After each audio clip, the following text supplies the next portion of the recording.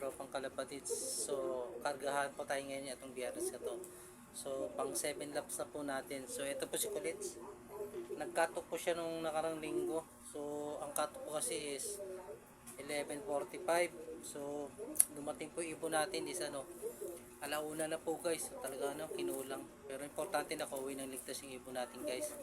Yan guys So ngayon po guys, magluluto tayo ngayon ng 7 lap na po.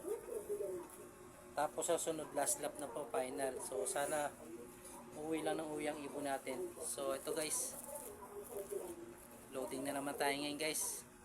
Ngayong biyernes at Sunday po ang bitaw nila. Yan guys, update ko kaya yan. Yan si Kulit yan si Kulit. So yun, good luck Kulit. Kulit. Ha? Good luck Good luck sa Sunday Uwi lang Ayan guys So yun guys abangan natin sa Sunday si Kulit. So yun, ito naman ngayon pala si Alphonse. Ayan, dalawa silang niload natin guys, si Kulit at si Alphonse. So si Alphonse nung nakarang linggo po sa 6 lap nakapag-clock po siya guys. So akala ko nga kakapusin pero nag-clock siya ng 774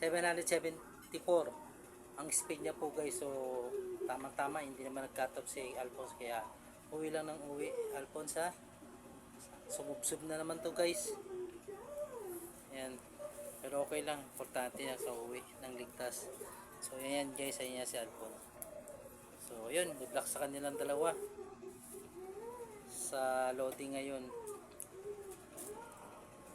Yun guys, update ko na lang kayo kung saan yung bitaw, nakalimutan ko na. So yun guys, good luck sa dalawang warriors natin, si Alphonse at si Kulit. So abangan natin sila guys sa linggo. So hanggang dito na muna guys, maglo-load na ako.